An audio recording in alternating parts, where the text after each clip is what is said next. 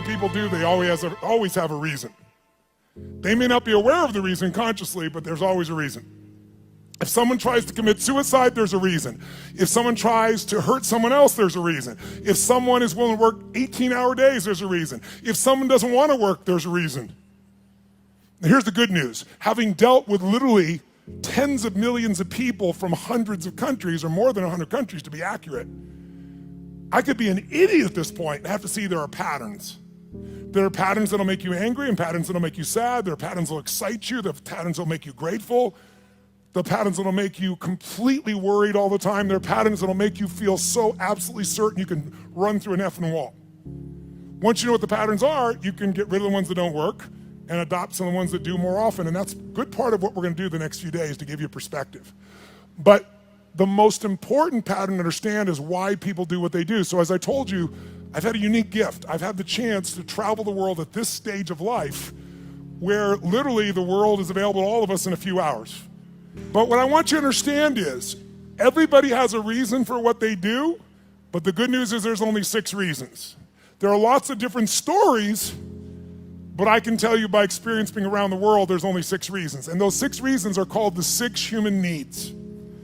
And I'm gonna walk you through these. Now I need you to manage your state for the next few minutes because we're gonna go a little deeper on content, but we're gonna do it only so in the future for the next 3 days when somebody stands up, you're gonna look at them and you're gonna go, what's driving them? And I'm gonna ask you, which of these needs are driving them? Because once you know what drives somebody, you know how to meet their needs. Or you can predict their behavior and see whether or not they're the right corporate match, personal match, intimate match, because you have to understand it. So what are these 6 needs? They are not goals, they are not desires. If you travel with me around the world, you'll see every culture has different goals, everybody has different desires, but we all have the same needs. What are they? Number 1 is the need for certainty. Certainty. Now what the hell is certainty? Certainty is a survival need. We all need to feel certain that we can avoid pain and that ideally we can have some comfort. Why? Because continuous pain would mean continuous damage. Continuous damage eventually means death. So the need for certainty is built into every human being. And I'm gonna show you now in the next few minutes, if you stay with me, and I really need you to, so make sure you sit up in your chair and focused on this area, because after this we're gonna kick in gear again, but right now you gotta take this in. It'll be so valuable, not just for this weekend, but for your life. All human beings have the same 6 needs, so why do we behave differently? Because the only thing different in people is 2 things. We all have the same 6 needs, but we don't value them equally. Some people, certainty is the number 1 thing they value. And if they're certainty driven and you try to change anything, they freak out. They get fearful or they get angry or they get pissed off because what matters most to them is keeping things the same way where they feel like they're in control. Raise your hand if you follow. That's an example. Some people, they value love much more than certainty. Some people value certainty more than love. So even though they love you, if they don't feel certain, they won't open completely. All right, just as one example. So the difference in people, we all have the same 6 needs. The difference is which of the top 2 you value most out of these 6. Because these top 2 determine your direction in life. And direction, if you keep moving in direction, it leads you to an ultimate destination or destiny. So we want to understand what your top 2 needs are. And same thing with other people. This weekend, when somebody stands up, often I'll say, what's driving them right now? And I want you to see, within a very short time, 8,000 people from 44 countries will all be saying the same thing. Because it'll be that obvious to you. You'll be a practical psychologist by the time we're done here. So now, if we know what these needs are, and a person values them differently, we also have to find out 2 people could have the same need, but they have a different belief about what it takes to be loved, or a different need about what it takes to be certain. Some people to be certain need $10 billion. Some people to be certain just need to pray to God. Somebody to be certain need to feel like they have 3 perfect children and they're there every day. Some people that feel certain because I've always figured it out. I don't know what's gonna happen, but I know I'll figure it out, because I always have. You can get certainty from your past, you can get certainty from God, you can get certainty by working out intensely, you get certainty by eating food. Too much food especially will put comfort in your body. If you overeat, all the blood goes in your stomach, you start breathing again.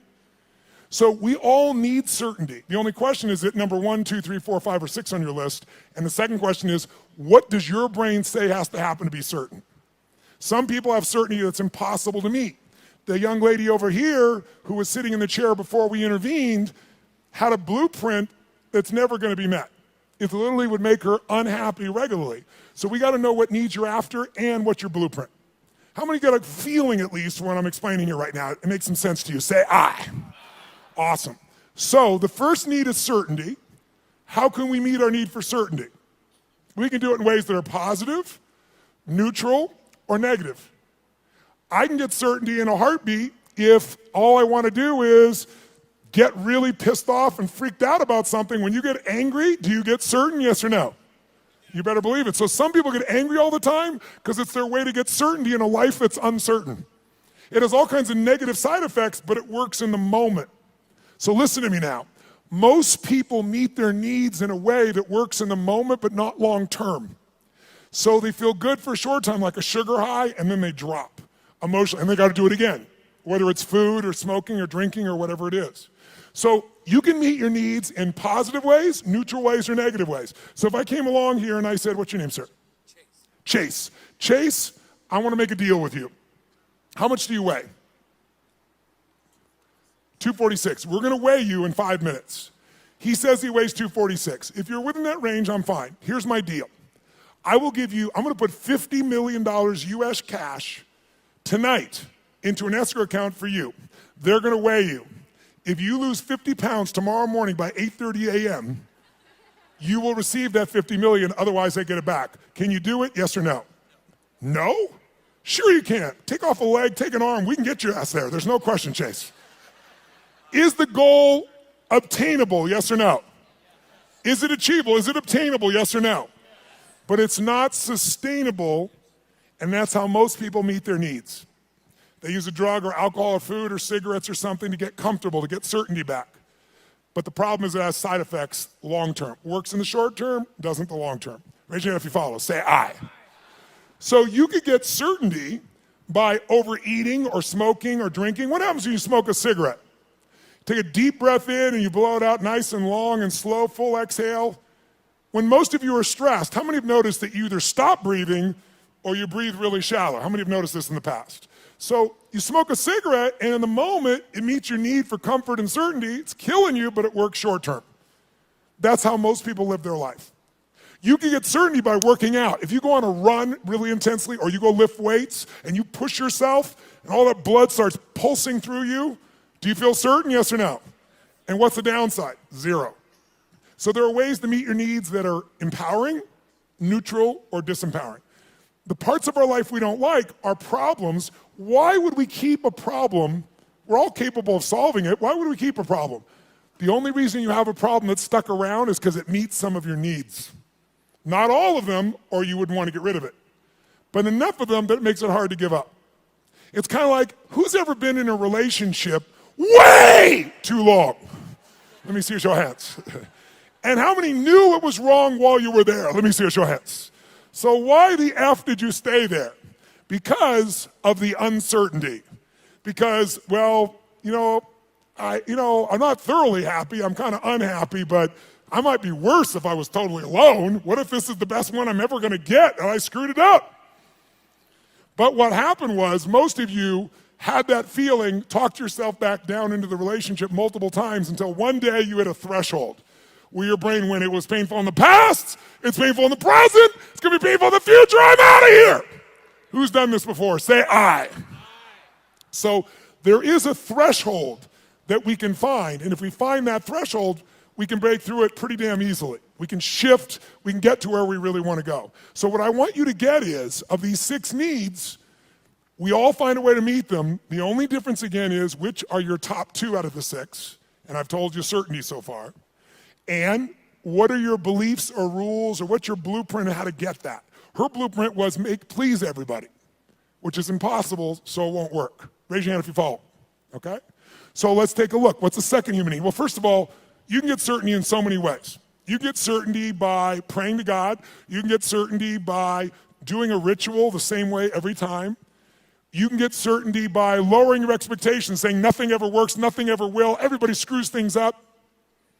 You'll lose your dream, but you'll gain your need. By the way, jot this down. People will give up their goals and dreams to meet their needs. People will give up their goals and dreams. They'll even give up their own values to meet their needs. I'll give you an example. How many of you in this room consider yourself to be an honest person, very honest person? Raise your hand if you consider yourself to be very honest. Raise your hand nice and high. Okay, drop your hand. Raise your hand if you lie. Let me see your hands if you lie. You can explain this to me, will you? Here's how it works. See, in your mind, you know who you are. Why would someone lie who values honesty? No one told you to be honest. You want to be honest. Because if you think being honest is going to cost you one of your needs like love or certainty, you'll lie. You call it a white lie, but you'll lie. Who knows what I'm talking about? Now, there's some people that never lie because they value certainty of always telling the truth so much. Right? It has to do with their rules or their belief structures. Does this make sense? So tell me something. You can meet the need for certainty so many ways, right? So here's the question. You can go ahead. Here's the question. What if you were certain every moment of your life what was going to happen before it happened? What if you knew what people were going to say before they're going to say it? What if you could feel what they're going to feel? What if you knew every moment before it happened what people were going to say and do? In the beginning, that would feel really exciting. But after a while, if you know what's going to happen, when it's going to happen, how it's going to happen, tell me what you're going to feel after a while. What are you going to start to feel? Tell me. What? Bored out of your mind. That's why God, in her infinite wisdom, gave us a second human need. And that second human need is uncertainty. We have a need for uncertainty. We have a need for surprise. We have a need for variety. In fact, what's the phrase? Variety is the what of life? Spice of life. Now, how many of you in this room, raise your hand, how many of you in this room love surprises? Raise your hand if you love them. Say I. Bullshit. You love the surprises you want. The surprises you don't want, you don't want. You call them problems, don't you? So don't tell me you like surprises. You like the surprises you want. Here's my point. Can you meet more than one need with the same action or emotion or belief system? Yes or no? Write this down. Anytime your mind perceives that doing something, believing something, or feeling something meets at least three of your needs. So anytime your mind perceives that doing something, feeling something, or believing something meets at least three of your needs, then you will become addicted to that thought, that feeling, that emotion, or that action. You can be positively addicted or negatively addicted, but you're going to be addicted. Anytime your brain perceives that something you believe, do, or feel meets three of your needs, you'll get addicted to it. Now, I'm going to show you why this is important. Let's look at two needs for a second. Is it possible to meet your need for certainty and uncertainty simultaneously, even though they're opposite needs, yes or no? I'll give you an example. Who here has ever rented a movie that you've already seen? Let me see a show of hands. Get a life. Now, I've done it too. Why would we rent a movie we've already seen? We'd rent it, why? Because we've seen it before, so we're certain it's good, and we're hoping it's been so long we forgot enough it'll be variety when we watch it again. Who knows what I'm talking about here? Say I. So you can meet both needs, but if you meet three needs, you'll become addicted to that behavior. Whether it's a good behavior or bad behavior, it doesn't matter. It'll be a positive addiction or negative addiction, but you'll be addicted. So let me give you, how do you get variety? You can get variety in positive ways, negative ways, or neutral ways. You can get variety by learning, growing, taking on a new goal, a new challenge. You can get variety through a conversation with a friend. You can get variety by praying to God. There's so many ways to get variety, aren't there? But you can also get variety in negative ways. You can smoke a joint, and maybe that's not a negative way, but it sure will change your state. But it has side effects, right? During that time, you're not going to function maybe at the same peak or understanding. Or some people use other things, cigarettes, alcohol, anything. There's so many ways to get variety. The question is, are your ways positive, neutral, negative, or empowering? How many follow? Because we all have ways of getting that variety, that uncertainty. So here's what I want you to do. Third human need is significance. The need to feel unique, the need to feel special. Yes, I hope that picture makes you feel special. Okay? The need to feel unique, special, important. Who has the need to be needed, to feel special, unique, and important? Who do you think has that need? Who has it? Tell me who. What about people who say, I don't want to be special? Do they still want to be special, yes or no?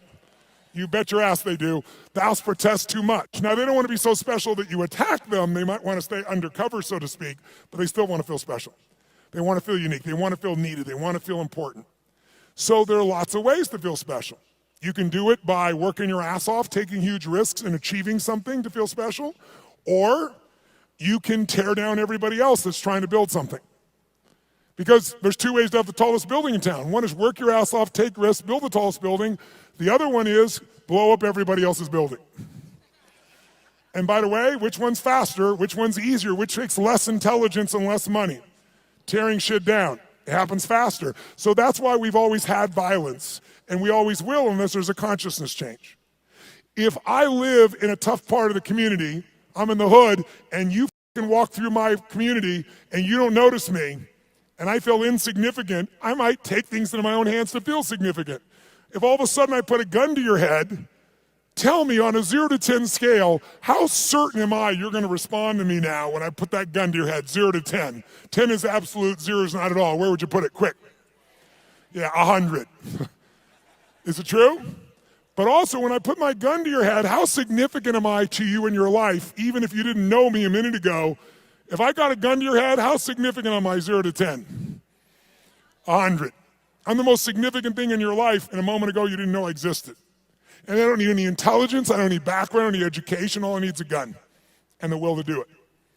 Oh, by the way, just in case there's not enough there to be an addiction, when I put that gun to your head, every time that happens, it's gonna be a different game. I know you're gonna respond to me, I know I'm significant, but what you're gonna say and do is different, so I get variety. So you meet 3 needs, but violence doesn't end there. Because the 4th human need is connection and love. And most people are too afraid to love because they've loved and been disappointed, or they've loved and then lost the love, and it was so painful that now they settle for the crumbs of connection because that's safer.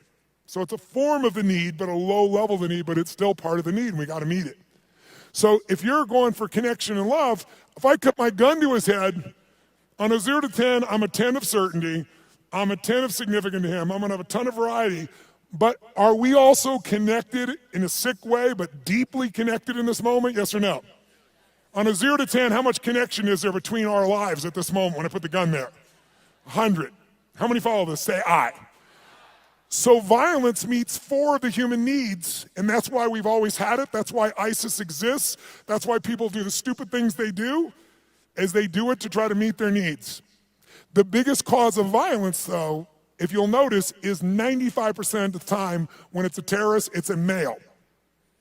Why is that? Because in the human nervous system, if you're masculine, testosterone is probably large in you. Whether you're a man or woman, if you're more masculine, you got a lot of testosterone. Testosterone is about dominance. It's about significance. It's about domination. And the higher that is, the more they want it. If they look at their life and they're not dominating, and they get really frustrated, they'll do a final act. Men will die for significance. Women will die for love. Now, some men will die for love too, so you know. But biochemically, a female is wired to be able to nurture and to support human beings. We wouldn't exist if it wasn't for every woman in this room, because we all came through one and we wouldn't exist. There's no man that can make this shit happen. But the women have, and the reason is because they have that connecting power as their strength. Now, can any man become more love-driven? Yes. Can any woman be more significance-driven? Yes. But our biochemistry leads us that way, which is why a terrorist will come up and do what they're doing and kill someone, because all they give a shit about is domination, is that I'm significant. And they want certainty in a world where they feel uncertain. And they want variety in a life that is incredibly boring in the middle of the fucking desert where there's nothing. And no one's working, where you got 30% of the population unemployed. What am I gonna do, work at McDonald's or go kill people? Kill people feels more exciting right now. How many follow what I'm talking about here? Say I. Now, can you get significance in positive ways? Of course. You can be significantly more generous than anyone else, and that generosity gives you a sense of significance because you know you're really a giver. You're not trading, you're not exchanging, you really are giving. And it makes you feel full. It makes you feel significant because you know the truth. No matter what you tell people verbally, you know what's true inside. And no one can mess with that. You can get significance by the way you dress. You can have significance by having more tattoos and earrings in more locations than any of us want to know. But the bottom line is you can know more about box scores and sports to be significant. Everyone finds a way to be significant. Most people find a way to be significant by having a significant problem. Why? Because if I'm really successful, you might like me for a while, but after a while, most people get annoyed with someone who's always happy and successful. Yeah, easy for you! Who knows what I'm talking about here? Raise your hand, right? But if you got big-ass problems, who's going to be upset with you? You're not competing with them. So you have huge problems, you go, oh, I understand. But if you're doing really well, it's like easy for you. So most of us unconsciously learn to create big problems as a way to connect because it's the safest way to connect and not be rejected. Some of you do it like she does by trying to please everybody all the time. Thinking if I please you enough, then you'll come to me. You'll give me what I'm really wanting too, which is what she wants. But it doesn't work that way. It works sometimes, but not all the time and not even the majority of the time. How many follow here? Say I. So we have what needs so far? Number one is, nice and loud. Number one is certainty. Certainty you can be comfortable. You can avoid pain. You can survive. You can be comfortable. Second human need is the need for uncertainty. Also need for variety or surprise. What's the third human need? The need for to feel unique, to feel special, to feel important. Who has that need? Who has that need? Everyone. And the fourth need is the need for connection, and most people settle for connection because love is too scary, because they loved and it was so wonderful and it went away and they don't want that pain anymore. So they want love, but they settle for connection. So if you can't get love or connection anywhere else, buy a dog. Don't get a cat, they're independent, get a dog. Is it true? You can be the dumbass owner, you can not even feed them, you can leave for 5 hours, you can leave for 5 minutes and it's like you've been gone for 6 months, they're so excited, right? So anyone can feel connection and love. You can do it through prayer, you can do it through good gifts, you can do it by dressing special, you can do it by having big problems. The only question in life is not whether you're gonna meet your needs. The only question is how. And is it obtainable or sustainable? Is it empowering, neutral, or negative? And if you want to change your life, willpower never lasts. But when something meets more of your needs, it's effortless. If you want to know what the biggest addiction is in our culture, it's not alcohol, it's not some form of prescription drug, it's not an illicit drug, it's problems. Because problems allow us to try to deal with our deepest fear that we're not enough and we won't be loved by saying, it's not me, it's this problem. It's just that I have ADHD, it's just that I've been through this, it's just, so most people meet their needs through problems. Unfortunately, they don't meet their deepest needs, because up until now, we've described the first 4 needs, which are the basic needs of your personality. But everyone, by the way, finds a way to meet these first 4 needs. Even if you have to lie to yourself, if you gotta work 20-hour days, you will find a way to meet your need for certainty, uncertainty, significance, even if it's just you have worse problems than anybody else, connection to yourself, you will find a way. But the final 2 needs are the needs that create fulfillment, and they are the spiritual needs, not religious, but spiritual. The 5th human need is growth. We've already said it. We grow or we what? There's no way around it.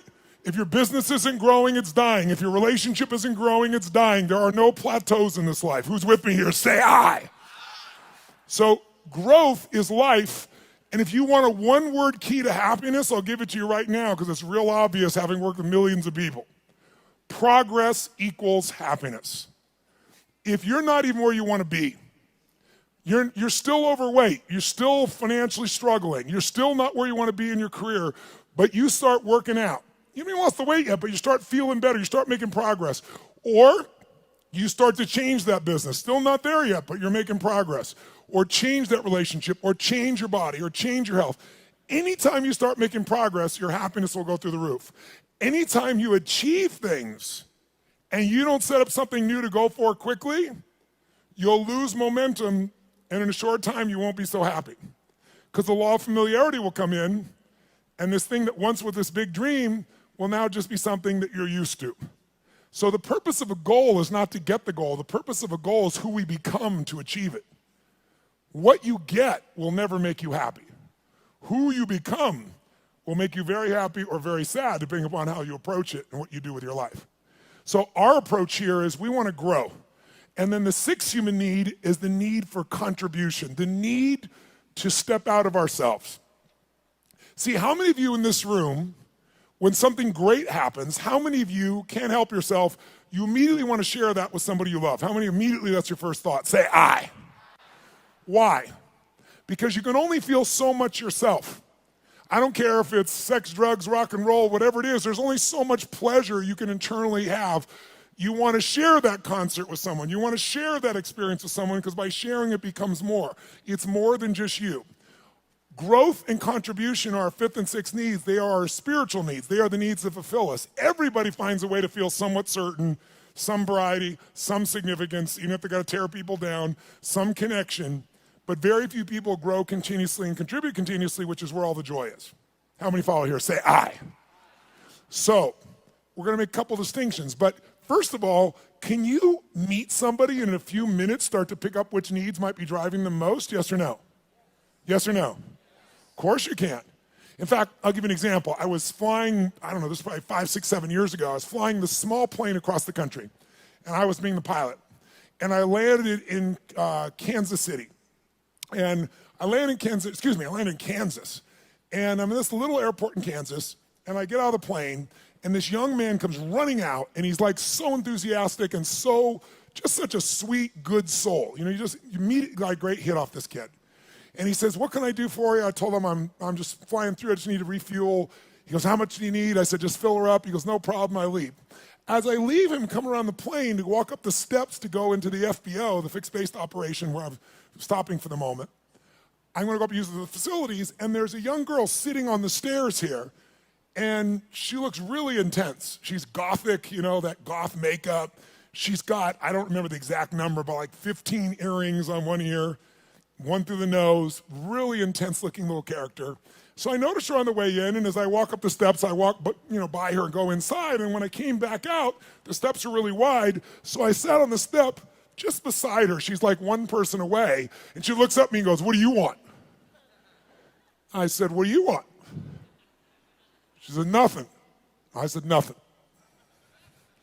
And then we just sat there. She's like, you know, in her space. And I said, actually, there is something I'd like to know. I said, you don't have to tell me, but I'm going to leave here in a few minutes. You're never going to meet me again. Is that your boyfriend out there? She goes, well, sort of. Like she wants him to be, right? I said, that's nice. I said, he seems like a really, really nice kid. He's not nice. He's strong, she tells me. I said, okay, well, I think he's strong and nice. She said, well, maybe he is. I said, you know, I'm going to leave in a couple minutes, but I'm just curious. I said, how old are you? She goes, what does it matter? I said, it doesn't, and I'm about to leave, so why don't you tell me? She said, I'm 13, and I about fell over. I mean, this girl, 17 would be the youngest I put her, totally made, you know, makeup made up in every detail, right? So I'm like, wow. She goes, are you surprised? I said, yeah, I'm really surprised. She goes, did you think I was older? I said, yeah. I said, and that kind of saddened me a little bit for you. She said, what? I said, I don't know. I said, I'm curious. I'm going to leave here in a few minutes. And she goes, you're curious about a lot of things. I said, I am. I said, how come, and I'm making up the number, it may have been 13, but it was more than 12. How comes 13 or 15 earrings? And she says to me, because everybody else has 5. Now, if I don't tell you anything else about this young lady, what would you say is the number one need that's driving her at this stage of her life right now? Nice and loud, go. Which one, nice and loud? How many said significance? Raise your hand. Absolutely right, you can see it easily.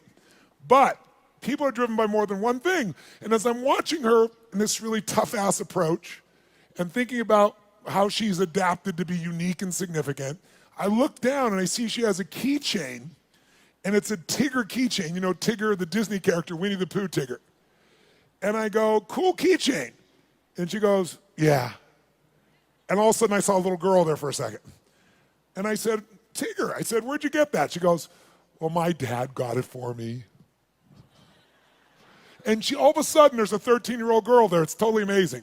And I said, really? She goes, yeah, I really love Tigger. I even have Tigger curtains, and I have a Tigger sheets. I mean, it's embarrassing, but I love Tigger. So tell me something. this woman's need. She meets her need for significance by doing what? Being gothic, being different than everybody else, 15 earrings, tough ass, makeup. But she's still a little girl and she has another need called certainty and comfort. And where does she get that? Tigger and her dad. And you can see it right there in front of you. After this weekend, you will never see the world the same way if you stay awake.